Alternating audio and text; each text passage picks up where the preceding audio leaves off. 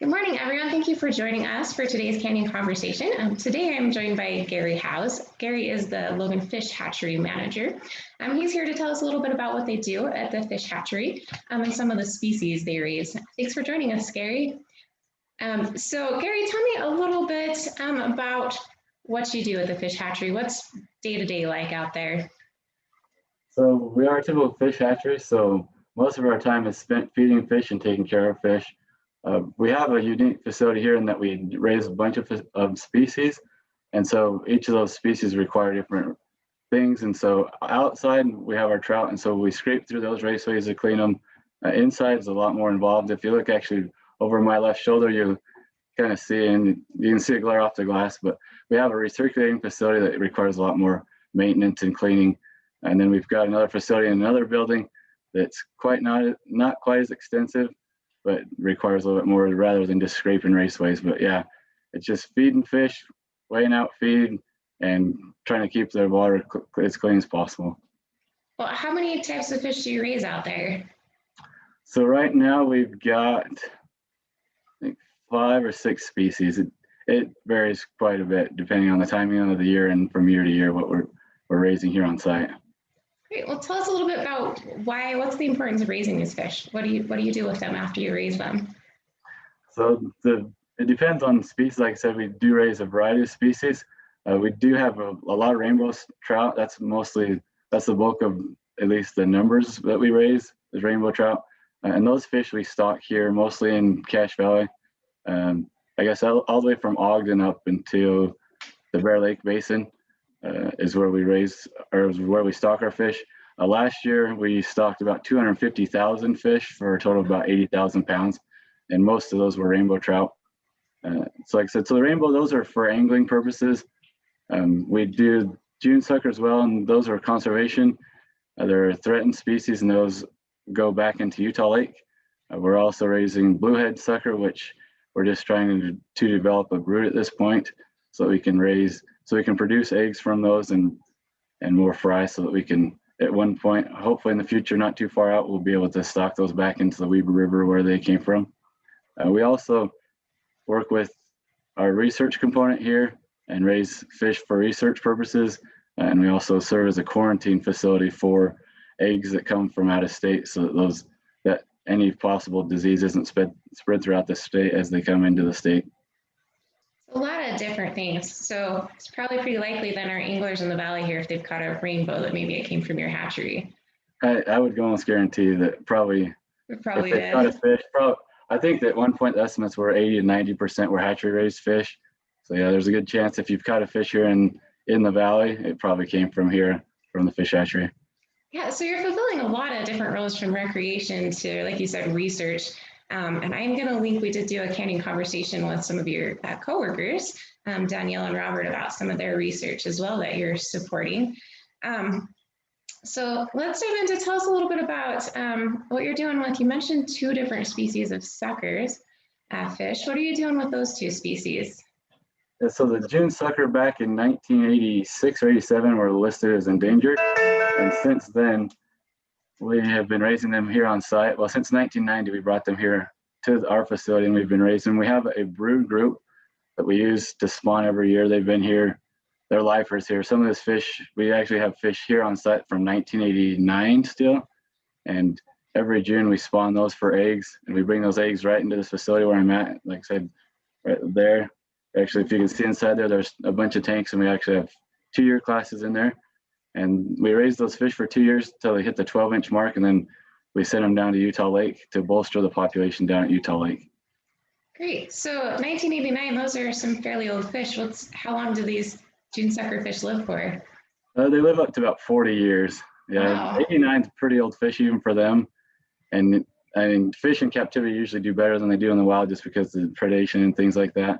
But yeah, they're definitely some old fish, and they look old too. They don't typically do very well for us if we try to spawn them, but because they have previously been endangered, we've been really careful of not moving them off station, and just being very careful with those fish. Absolutely. So you release them when they're about 12 inches. They must grow pretty quickly to reach that in 2 years. How big can they get in those 40 years? Well, historically, I think historically they averaged about 30 inches. The ones that we raise, even our brood stock that we keep indefinitely, they're probably an average to 20 to 22 inches, so not as big. We've had a lot of challenges with them. They're a different type of fish from every other fish that we raise in the hatchery system, and so there's been a learning curve to figure out what their needs are. We do have that dialed in pretty well at this point, now that we've been working on it for 30 years, but they just don't have the space and the feed that they would get in the lake. They're kind of limited to what we've figured that they need, which still isn't 100% on, but is enough to keep them healthy. Well, what do you feed them there at the hatchery? So they get their own diet. We've actually worked with the U.S. Fish and Wildlife Service, actually developed a diet especially for these fish. And so they have their own diet, and it's a commercial diet now. Now there's a recipe for it.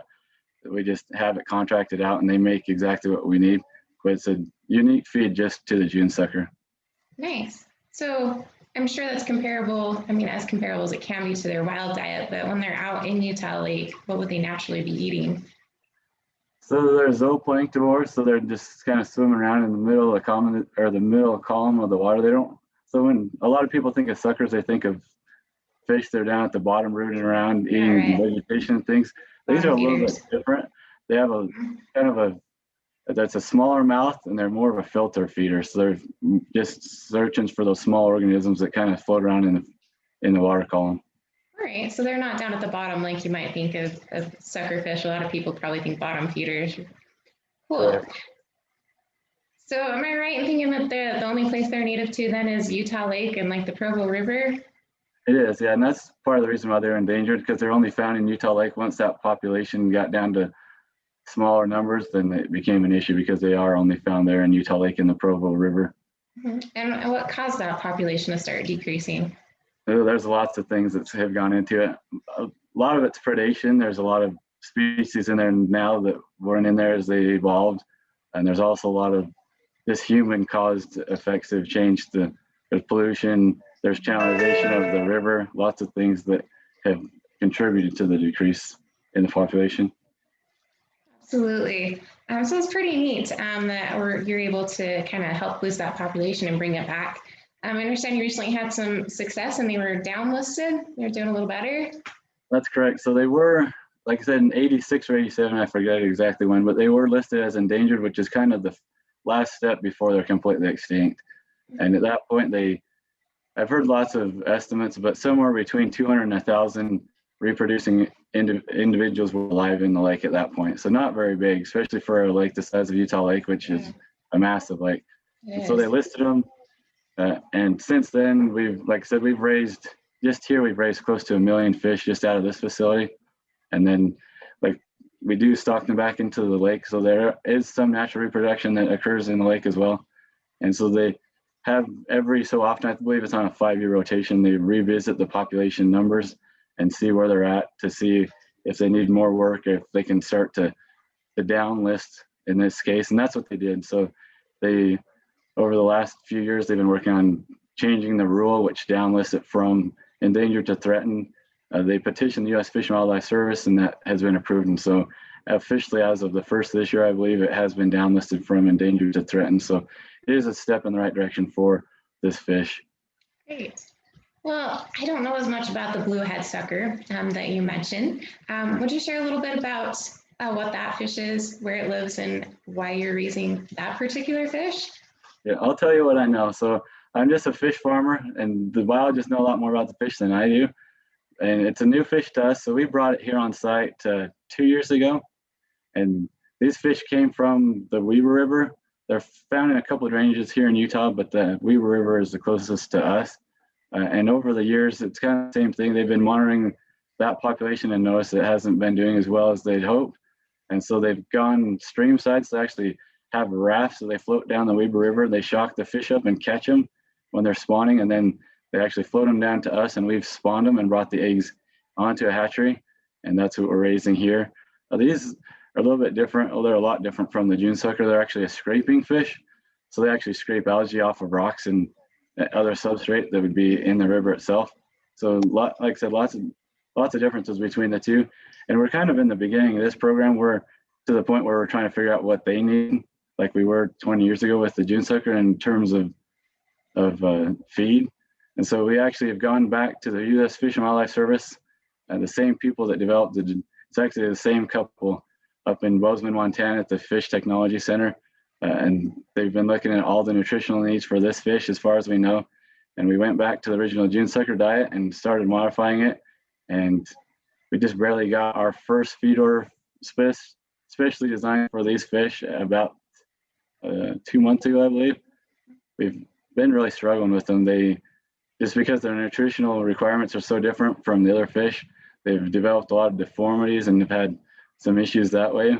But we're optimistic that this new feed is really putting us in the right direction for the development of these fish. Great. So I'm curious if there's differences just in, the tanks where you raise these to kind of mimic their natural kind of behaviors. If you said, this is a scraping fish versus the June sucker that's in the column feeding, is there ways you guys try and mimic that, or what do you do? Yeah, the biggest difference is probably water temperature. Mm-hmm. So for the June sucker, their optimal water temperature is somewhere between 70 and 72 degrees. And that's why we use this facility inside. It's a recirculating facility. We're actually able to heat the water. And so we reuse that water so we just don't have the expense of heating so much water. Yeah. The bluehead sucker, their optimal water temperature, we don't really know exactly what it is. It's somewhere probably around 65 degrees. So we have those on a well system that's about 64 to 65 degrees, trying to just keep optimal conditions for them. If we're dealing with some of our trout species, like our rainbow trout, they do really well about 58 degrees. And some of the cutthroat trout that we deal with, like colder water, so we even have those down to about 50 degrees, just depending on the species and their requirements. Yeah, that's a huge range of temperature requirements. It is. What else I imagine you have to monitor the water quality as well. Do you have to test the water daily? What do you do there? We do, especially with this recirculating facility. We maintain everything that they need for life. So we add oxygen to the water. We degas any excess gases in the water. And so we do keep a close pulse on what the water is doing. We monitor a whole range of things from nitrites to ammonias to our CO2 to our temperature to our pH. And most of that's done. We do a rotating schedule, but we're always monitoring some type of water parameter every day for the recirculating facility. Our other facilities that are on our well water. So we do have a series of wells, and that well water is pretty consistent. So we do take, from time to time, we'll take water quality parameters, but they just don't fluctuate like it does inside a closed system like we have in the recirculation facility. Yeah, it makes sense. You're not building up as much stuff as you would in a closed system. And one of our big things is oxygen. So oxygen is something we monitor very closely because we do have so many fish in such a small area. It's something we look at least weekly. Yeah, I know my experience, even just with like pet fish, that's always a challenge, sometimes oxygen. So I can't imagine in a fish hatchery, that's got to be a large challenge, making sure that you've got the right amount of oxygen. It is. Tell me, I understand you mentioned brood groups, and I know you guys quarantine some brood groups. Is that correct? We do, yeah. So brood, when I say the word brood, I guess I want to back up and tell you what I think a brood group is. So brood group is what are fish that we use to produce eggs. And so, like I said, we do quarantine brood groups. And so we act as a quarantine facility for the rest of the state. We do bring eggs from other places. Sometimes it may be other fish hatcheries that are state-run hatcheries, and sometimes we bring them in from the federal facilities from the U.S. Fish and Wildlife Service. And so when we bring these groups in, we'll raise those fish from eggs here on site until they're old enough to be tested and make sure they're certified and free of disease and things before we move them to other hatcheries so that we don't spread disease throughout the state. Okay, so essentially it's your breeding stock, and you're making sure they're quarantined just like you would with any other animal. Exactly, yep. And so for the June sucker, we have the brood here on site, and what we're working with right now with the bluehead is developing that brood. So we have 3-year classes, and we hope to be able to spawn those in this coming year of 2022. That's exciting. So tell me, is there anything else you guys are involved in? I know you support some of the research as well. So that, I'm sure, changes what type of fish you're raising and things you're doing there. We do, yeah. And then just the purpose bait behind those. So right now we have a group of brook trout. So they were actually spawned the same day, but they've triploided. One group meaning that they've sterilized of those fish, and the other half are non-sterile fish that are capable of producing young. And so the research group headed by Robert that you've interviewed in the past, we're actually keeping those fish for him, and they're doing experiments on those. There's a lot of things that are unknown with triploid and diploid fish, those sterile and non-sterile fish, and they're doing a lot of experiments on those. There's also some work being done on calcine, which is it's a chemical that marks the otolith, which is the inner ear bone. And so they've actually treated these fish with calcine, and they're seeing how long that mark lasts. It's a big thing for biologists to be able to know where the fish came from. And if we can mark the fish in a fish hatchery and they capture those later on, and if they're able to euthanize those fish, they can actually see if there was potentially a naturally reproducing fish from fish in the lake, or if it was something that came from a hatchery.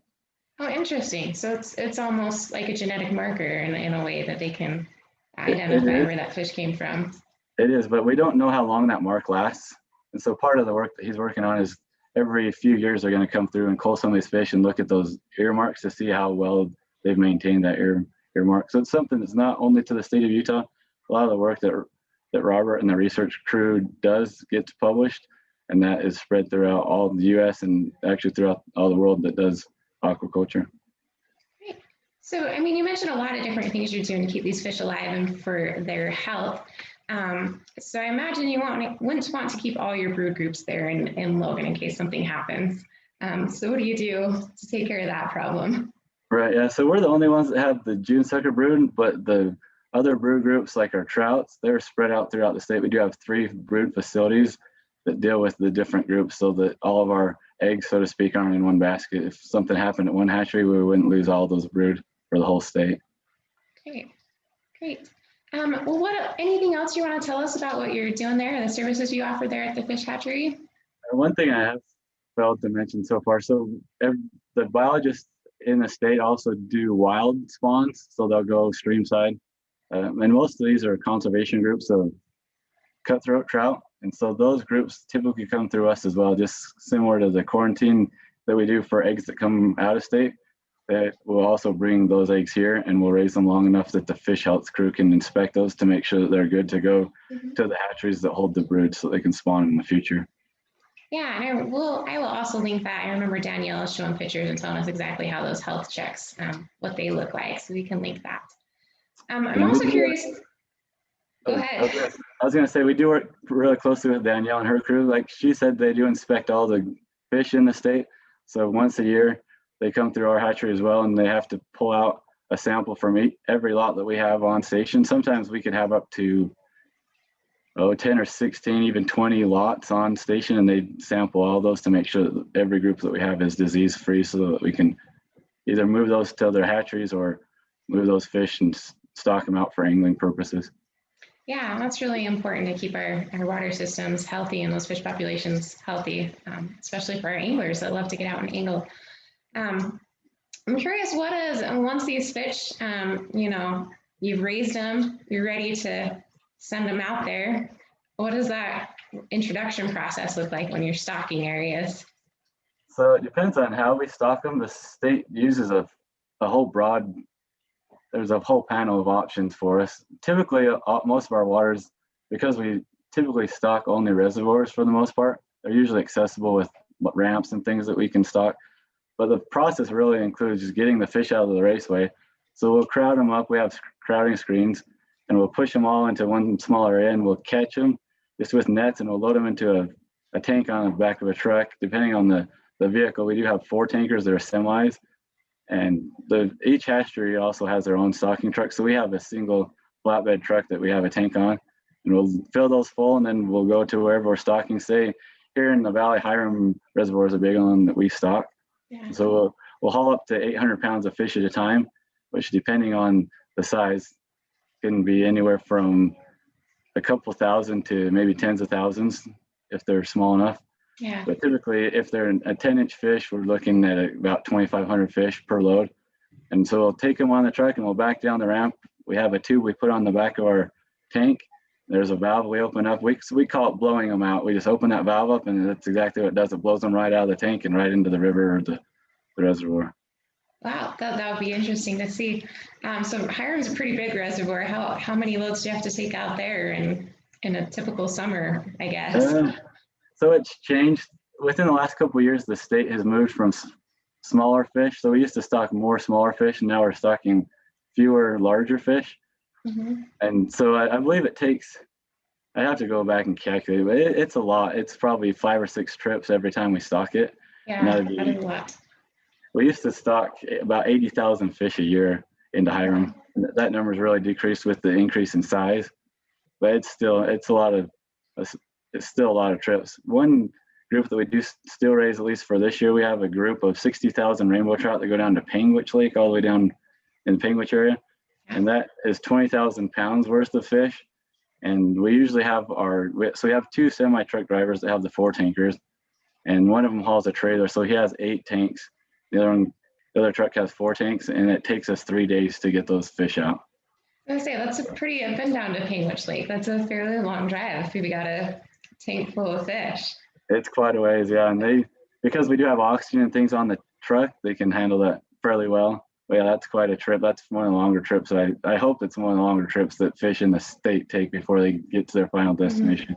Yeah, interesting. So these recreational fish that you're stocking, do you stock an assortment of sizes then, or is there a way you determine when they're ready to go? Is it by age or?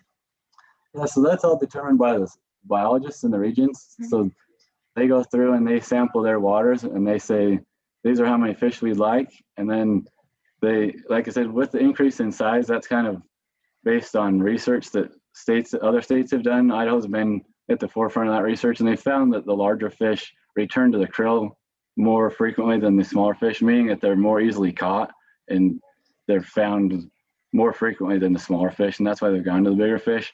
Just the efficiency is a lot more, it's a lot better with the bigger fish. If we stock 100,000 8-inch fish and none of those come back, and if none of those fish are caught, it doesn't make sense to stock them. So we've gone to the bigger fish in order to do that. And that's all determined at the biologist level.